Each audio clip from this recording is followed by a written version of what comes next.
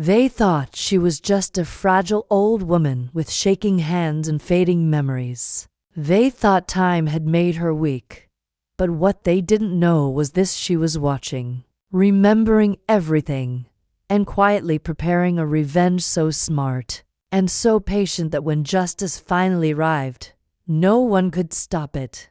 I am 72 years old, and for most of my life, I believed that kindness was enough to survive this world. I believed if you stayed quiet, worked hard, and loved deeply, life would eventually return that love. I was wrong, very wrong. And this is the true story of how I learned that silence can protect evil, and how I broke mine. My name doesn't matter anymore. People in my town now whisper it with respect, sometimes fear. But once, I was just Grandma, the woman who baked bread every morning, the one who sat by the window feeding birds, the one everyone thought was harmless. That was my greatest advantage. I lived in the same house for 46 years. A small place with cracked paint, a crooked front gate, and a fig tree that my late husband planted with his own hands. Every corner of that house held a memory. Laughter, tears, arguments, forgiveness. It was my entire life packed into walls and dust. After my husband died, the world became quieter. Too quiet. My children had moved away. Neighbors changed. Faces became unfamiliar. And that's when they came. At first, it was just polite smiles. A man in a neat shirt. A woman with sharp eyes and a fake softness in her voice. They said they were here to help. They said my house was old, dangerous. They said the government had plans. Papers were waved in front of my face. Words spoken too fast for an old woman to follow. You don't need to worry, Grandma, the man said, smiling like a friend. Just sign here. We'll take care of everything. I didn't sign. That's when kindness turned into pressure. They came again. Louder this time. More people. More papers. More threats hidden behind polite language. They said I owed money. That my land was no longer mine. That I didn't understand modern laws. I did understand one thing very clearly. They wanted my house. I went to the local office for help. I stood in long lines, my legs aching, my hands numb. When I finally spoke, they barely looked at me. Come back tomorrow. File this form. You need a lawyer. A lawyer costs money. Silence is free, so I stayed silent. And they took advantage of that. One morning, I returned from the market and found my gate broken. Locks changed. A notice pasted on my door claiming the property was under dispute. My furniture was inside. My memories were inside. My life was inside. And I was standing outside like a stranger. I cried that day. Not loudly. Old women don't scream. We cry quietly, with dignity, while the world pretends not to notice. But something changed inside me that afternoon. I sat under the fig tree until sunset, my back against its rough bark. I remembered my husband's voice. People think patience is weakness, he once told me. But patience is power, if you know when to stop waiting. That night, I stopped waiting. I knew one thing about people like them. They are careless when they think they've already won. They underestimate. They rush. And they leave trails behind, so I began to watch. I started writing everything down. Dates, names, car numbers, times, conversations. I pretended not to hear, not to see, not to understand. When they spoke loudly near me, I lowered my head and smiled like a confused old woman. Inside, I was counting every word. They didn't even bother to hide anymore. I heard them arguing one evening near my house. laughing about how easy it was. She's alone. One of them said. No one will fight for her. That sentence burned itself into my bones. I went back to the office again, this time with my notebook hidden in my bag. I listened. I asked innocent questions. I let them explain things slowly, thinking they were smarter than me. I watched who avoided eye contact, who rushed me out, who whispered to whom. Patterns began to form. One clerk slipped once, just once. He mentioned a file number that didn't exist in my paperwork. That was the crack. I spent weeks visiting different offices, sitting on hard benches, drinking bad tea, waiting, observing. People talk too much when they think you don't matter. I learned that my house had been listed for a development project that hadn't been approved yet. I learned that signatures had been forged. I learned that money had changed hands quietly. Most importantly, I learned that they were afraid not of me, but of exposure. Still, knowledge alone wasn't enough. I needed proof. And proof takes patience, so I did something they never expected. I invited them back. I told them I was tired, confused, ready to sign. The man smiled so wide I could see his teeth clearly. The woman patted my hand like I was a child. That's the right decision, Grandma, she said. I served them tea, sweet tea. I listened as they explained everything again, this time carelessly. They contradicted themselves. They mentioned names. They spoke freely, convinced the battle was over. They didn't notice the small recorder hidden beneath the tablecloth.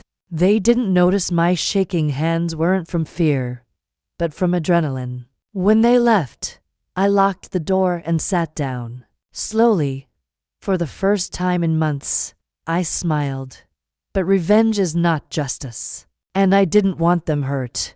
I wanted the truth exposed so loudly that they could never silence another old woman again. I took my evidence to someone unexpected, a young journalist I met once while feeding birds near the park. She used to smile at me, ask about my stories. I remembered her kindness when I showed her the recordings, the notes, the documents. Her face changed. Grandma, she whispered, do you know what this means? Yes, I said. It means they thought I was invisible. She promised me protection. She promised to be careful. And for the first time, I felt something I hadn't felt since my husband died. I hope the article didn't come out immediately. Good stories take time. Meanwhile, the pressure increased. They sensed something. Calls became aggressive. Threats stopped being polite. But I was no longer alone. The day the story was published, my town exploded with whispers. Names were printed, evidence shown, questions asked publicly. The same people who ignored me before suddenly wanted to talk. I watched from my window as unfamiliar cars parked outside offices, as officials avoided cameras, as lies collapsed under the weight of truth. Justice doesn't always come loudly. Sometimes it comes quietly, like footsteps behind someone who thought no one was following. And this was only the beginning. The morning after the article came out, my phone didn't stop ringing. I didn't answer it. I let it ring and ring until the sound itself felt like proof that something had finally shifted. For months, no one had cared whether I lived or died inside that broken house. Now suddenly, everyone wanted my voice. I made tea and sat by the window, watching people slow their cars as they passed my street. Some looked curious. Some looked worried. A few looked ashamed. I recognized the look of guilt very well. I had worn it myself for years, for staying silent too long. By noon, someone knocked on my door. A soft knock, careful, respectful. That was new. It was the same clerk who had once told me to come back tomorrow without even lifting his head. Now he stood straight, hands folded, eyes darting like a frightened animal. "Grandma, may we talk?" he asked. I looked at him for a long moment before stepping aside. I didn't invite him in. I didn't need to. Standing there, between the doorway and the street, I felt taller than I had in years. "There is nothing to talk about," I said calmly. "You already said enough." He swallowed hard. "Things have changed." "Yes," I replied. "They have." Word spread fast. Neighbors who hadn't spoken to me in years suddenly brought fruit, bread, apologies wrapped in kindness. Some meant well. Some were afraid of being on the wrong side of history. I accepted the kindness but kept my distance. Trust, once broken, takes time to grow back. Then came the threats. Not loud ones, quiet ones. Messages slipped into conversations. Warnings disguised as concern. "You should be careful at your age. You don't know how powerful these people are. Think of your health." They underestimated one thing. Fear loses its power once you've already lost everything. I had nothing left to protect except the truth. The journalist stayed close. She checked on me daily. Sometimes twice. She taught me how to use my phone better, how to save messages, how to record calls. She treated me not like a victim, but like a partner. "They'll try to twist the story," she warned me. "They always do." And she was right. A week later, another article appeared, written by someone else. It painted me as confused, emotional, manipulated. They said I misunderstood legal documents, that young people had taken advantage of an old woman's imagination. I laughed when I read it. A deep, genuine laugh that surprised even me. "They're scared," I told her. "That's how fear sounds." Still, the pressure grew heavier. Officials called me in for clarification. Lawyers offered free help that felt more like traps. People I didn't recognize waited near my street. One evening, as I locked my door, I noticed something scratched onto the wall near my gate. Just one word. "Stop." I stood there for a long time, my fingers brushing the rough cement. My hands trembled, not from fear, but from anger. Controlled anger. Focused anger. That night, I didn't sleep. I thought of my husband again, of how he used to face problems head-on, even when his voice shook. I imagined what he would say if he saw me now. "Finish what you started," I whispered into the dark. So I did. The next step was the hardest. I agreed to speak publicly. The journalist arranged a small press meeting. Nothing grand. A simple room, a few cameras, a chair with a glass of water beside it. As I walked in, my knees felt weak. For a moment, I wondered if I was truly ready. Then, I remembered the gate broken open. The locks changed. My life pushed aside like it meant nothing. I sat down. They asked me to tell my story. Not the legal version, the human one, so I spoke. I spoke about my house, about my husband, about being treated like I was already dead. I spoke slowly, clearly, without anger in my voice. I let the facts speak for themselves. When someone tried to interrupt me, I raised my hand. "I have waited years to speak," I said. "You can wait a few minutes to listen." The room went silent. I showed the notes, the recordings, the documents. I named names, carefully, accurately. No exaggeration, no emotion clouding the truth. By the time I finished, some people couldn't meet my eyes. The next day, investigations were announced. Suspensions followed. Offices that once ignored me now closed their doors to protect themselves. Still, justice doesn't come without resistance. One night, as I returned from the market, a man stepped into my path. Tall, unfamiliar. His voice was low. "You should drop this," he said. "It's not worth it." I looked at him and saw what he expected to see: a small, old woman alone on a quiet street. "You're right," I replied softly. "It's not worth it." Relief flickered across his face. "It's worth more," I continued, "and I'm done paying less than it's worth." I walked past him without another word. He didn't follow. After that, the threat stopped. Weeks passed, then months. Court dates were set, evidence examined, stories connected, lies unraveled. One by one, I attended every hearing I could, sitting quietly in the back, watching people who once felt untouchable shrink under the weight of their own actions. My house was returned to me legally, officially, publicly. The locks were replaced, this time with keys placed gently into my hands.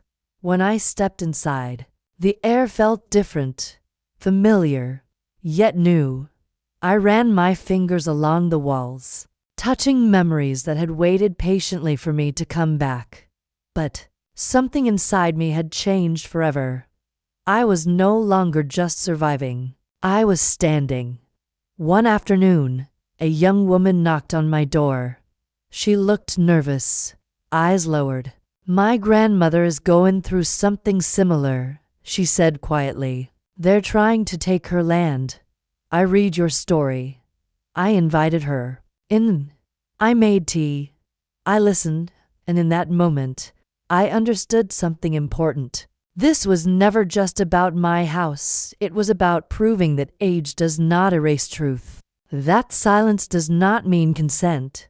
That even when the world decides you no longer matter, you still have power if you choose to use it. My revenge was never about destruction. It was about restoration. And the justice I restored didn't just give me my home back, it gave others the courage to speak. After the hearings began, my life settled into a strange rhythm. Mornings were quiet again, but not empty. Silence had changed its meaning. It no longer felt like abandonment. It felt like space to think, to heal, to prepare. People started stopping me in the street. Some recognized me from the news. Others had heard my story through whispers that traveled faster than any article ever could. They didn't always speak. Sometimes they just nodded.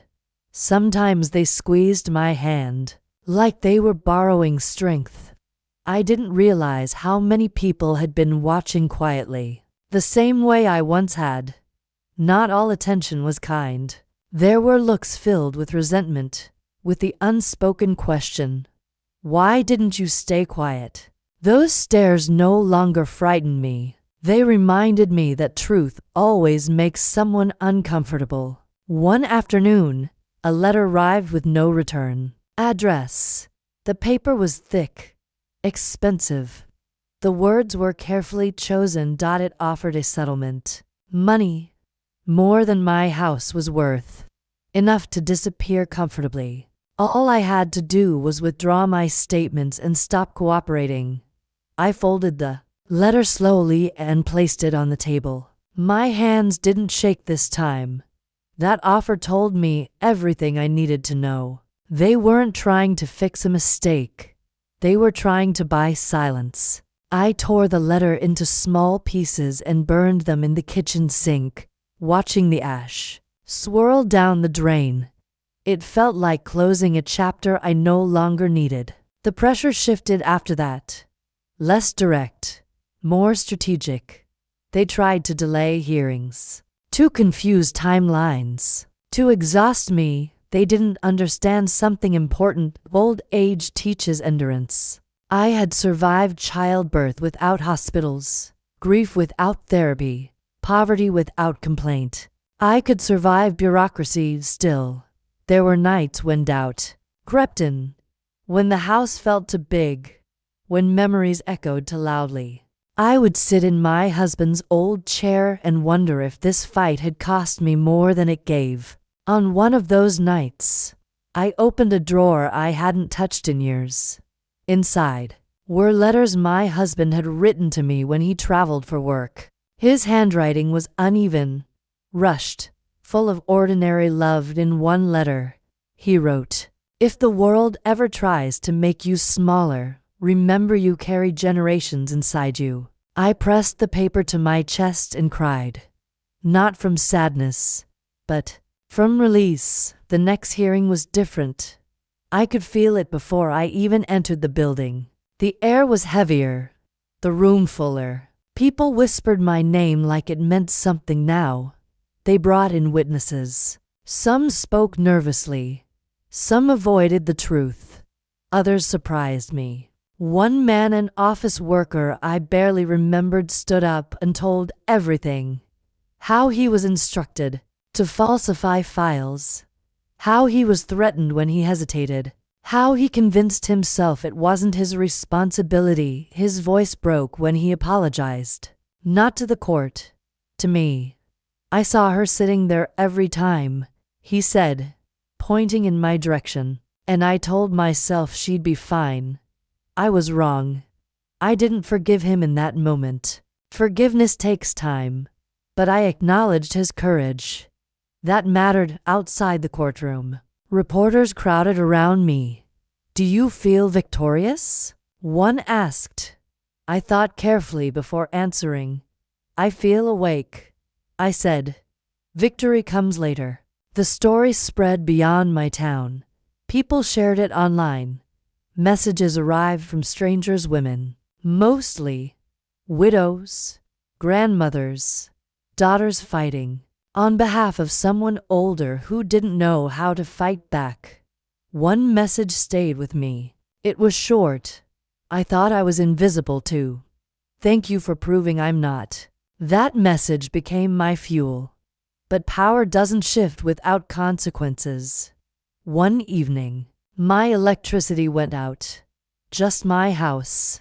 The rest of the street was lit. When I called to report it, they said there was no record of an outage. The next day, my water pressure dropped, then returned, then dropped again. Small things, annoying things, meant to remind me they could still reach me. I documented everything. I learned that justice isn't just loud moments in courtrooms. It's the quiet discipline of keeping records, of staying calm, of refusing to be provoked. The journalist and I worked closely now. She trusted my instincts. I trusted her integrity. Together, we decided to release a second piece, this one focused not just on me, but on the pattern, on how many others had lost their homes quietly. That article broke something open. A helpline was announced. Investigations widened. Officials who had once distanced themselves now rushed to appear cooperative. And then, something unexpected happened. One of the main people behind it all, the man who had first smiled at me and asked me to sign, requested to speak to me privately. Everyone advised against it. "He's trying to manipulate you," they said. Maybe he was, but I agreed. We met in a public place, a cafe. He looked older than I remembered, smaller. His confidence cracked around the edges. "I didn't think it would go this far," he said quietly. "That's the problem," I replied. "You never think of the end." He tried to justify himself. Systems, pressure, opportunity. Excuses layered over each other like thin paint. I listened, not because I needed answers, because I wanted him to see my face while he spoke. When he finished, I leaned forward. "You took something sacred from me," I said, "and you called it business." He looked down. "I don't want revenge," I continued. "I want accountability. Live with what you did. That's justice enough." He never looked at me again. After that meeting, his cooperation changed. Evidence surfaced faster. Names were added. Deals were broken. Sometimes, the smartest revenge is letting someone face themselves. As the case moved toward its conclusion, my health began to falter. Stress has a way of demanding payment. I spent days resting, listening to the sounds of my home, the creak of floors, the wind through the fig tree. I wondered what life would look like after this was over. I realized something then. I didn't want to go back to being quiet.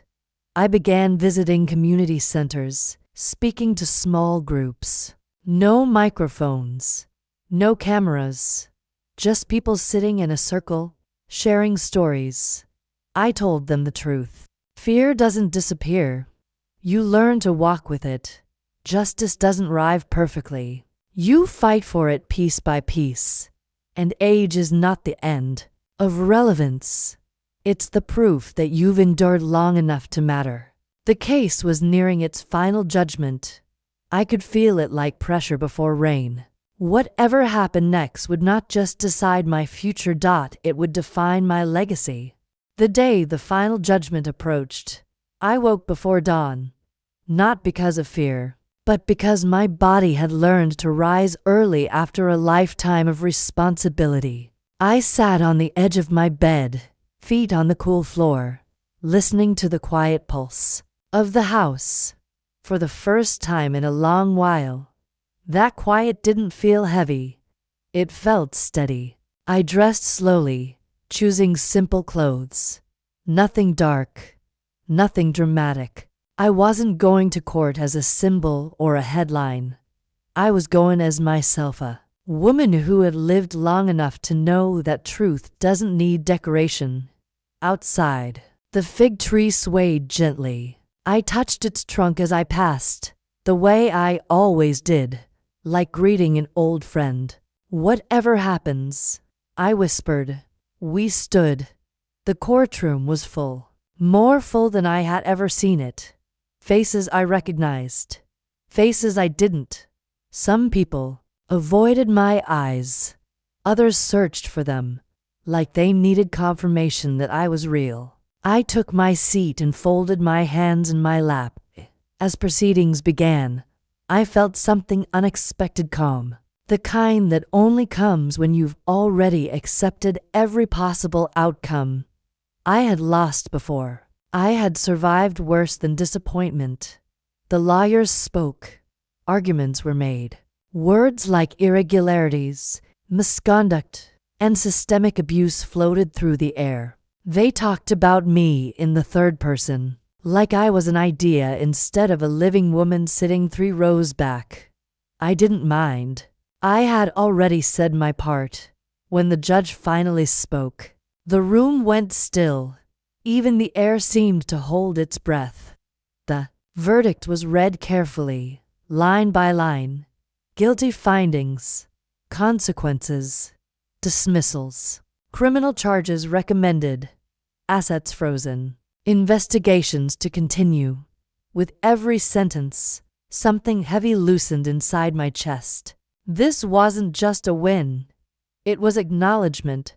When it was over, no one clapped. This wasn't that kind of moment. People stood quietly, absorbing what had happened. Some cried. Some stared ahead, stunned. I remained seated for a moment longer, letting it settle. Justice doesn't feel like fireworks. It feels like relief. Outside the courthouse, cameras waited. Microphones pointed. Questions lined up. I stepped forward and raised my hand gently.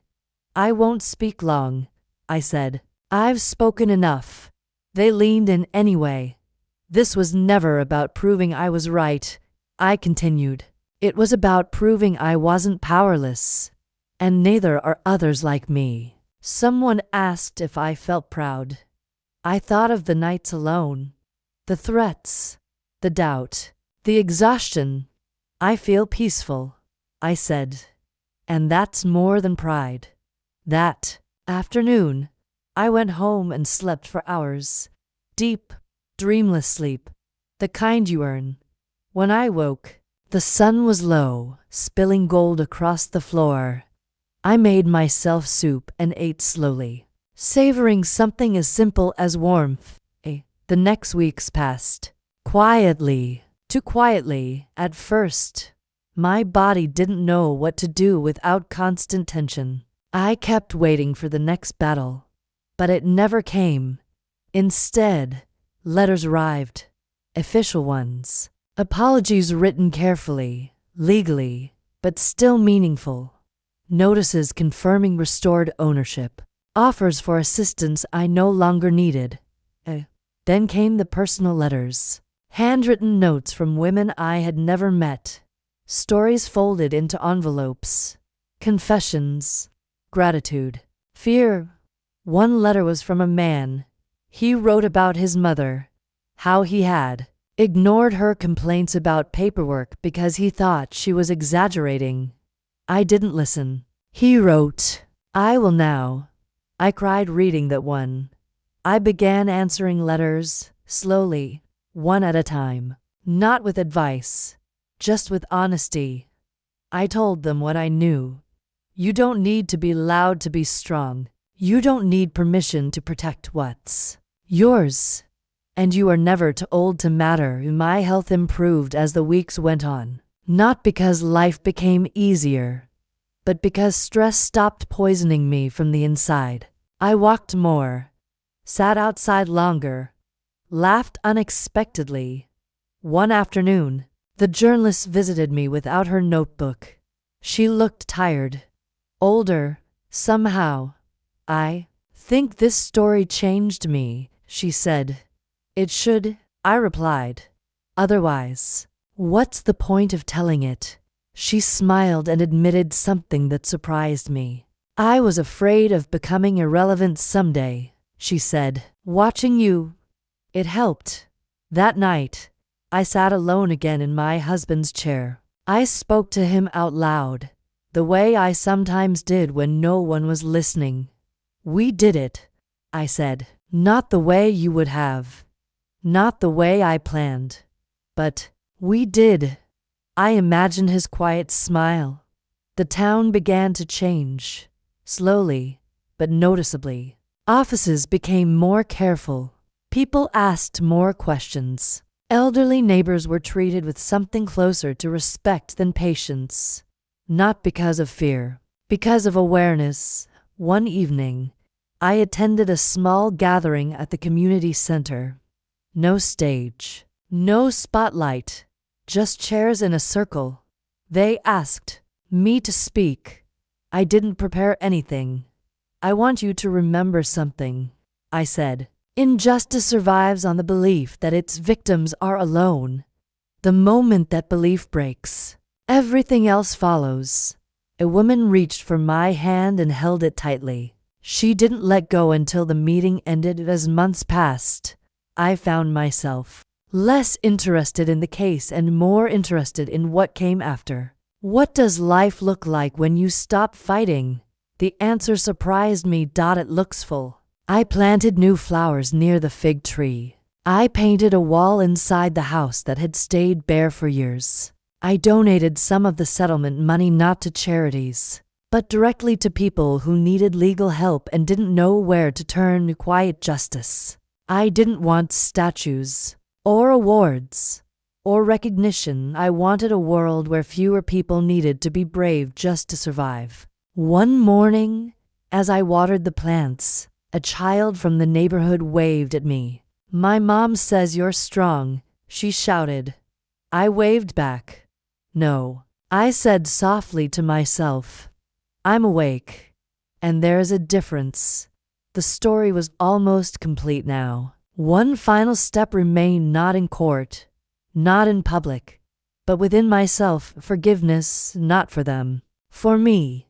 For waiting so long, for believing silence was safety, for thinking age meant the end of purpose. I sat beneath the fig tree again, closed my eyes, and let go. The past did not disappear, but it no longer controlled me. Months had passed since the judgment, and the world had slowly returned to its rhythm. Not the old rhythm, the careless one, but a new, cautious beat. My mornings were simple again.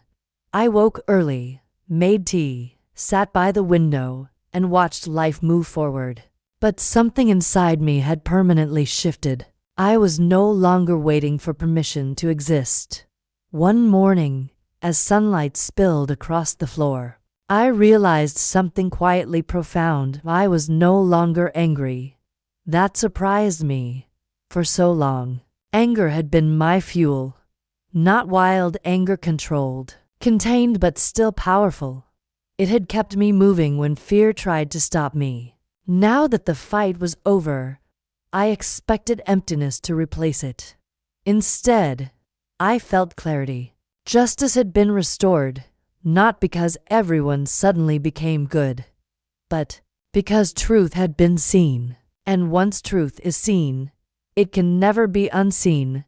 I began to notice small changes everywhere. The clerk who once avoided my eyes now greeted me respectfully at the market. He didn't apologize again. He didn't need to. His posture said enough. The office that once dismissed me had a new notice board, large letters explaining rights, procedures, and complaint channels. I smiled when I saw elderly people standing there, reading, asking questions without fear. Power had shifted. Not dramatically, not perfectly, but enough. One afternoon, I received an invitation to speak at a legal awareness workshop, not as a guest of honor, just as a speaker. They asked if I wanted a title next to my name. I declined. "I'll speak as myself," I said. "That's enough." When I stood before the group, I saw myself reflected in many faces. The hesitation, the doubt, the quiet strength waiting to be acknowledged. I told them the truth without poetry. "Injustice doesn't begin with cruelty," I said. "It begins with dismissal, with someone deciding you're not worth listening to." I paused, letting that sink in. Injustice doesn't begin with revenge. It begins when you decide you still matter. There was silence after that, the good kind.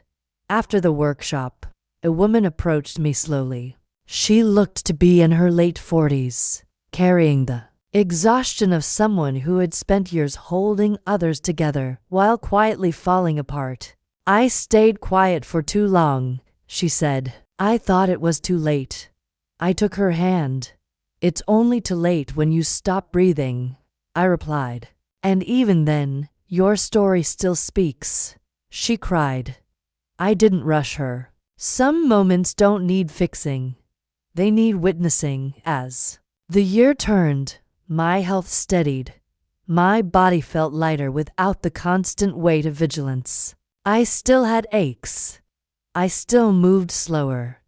But my spirit felt younger than it had in decades. One evening, I sat with my children together for the first time in years. They listened as I spoke, really listened, not as caretakers or concerned relatives, but as equals. "We didn't know how strong you were," one of them said softly.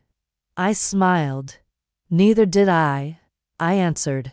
That night, after they left, I walked through the house, room by room. I touched the walls again, not to reclaim them this time, but to thank them for holding me when I needed shelter, and for standing when others tried to take them from me. I stopped in front of a mirror I rarely used and looked at myself carefully. The lines were deeper, the hair whiter, but the eyes were awake. That's when I understood the final truth of my revenge, that it wasn't about them losing. It was about me returning to myself. Justice restored my home, yes, but more importantly, it restored my voice. And once you reclaim your voice, no one can ever truly take anything from you again. People still call me brave. I let them. But bravery was never the goal. Dignity was. And dignity doesn't shout. It stands. If someone is listening to this story right now and feels small, dismissed, or invisible, I want you to hear this clearly. You are not late. You are not weak. And you are not done. I was underestimated because of my age. You may be underestimated for different reasons. Let them. Sometimes being underestimated is the greatest advantage of all. This is not a story about a grandmother who won a case. This is a story about a woman who refused to disappear. And because she didn't, justice found its way back.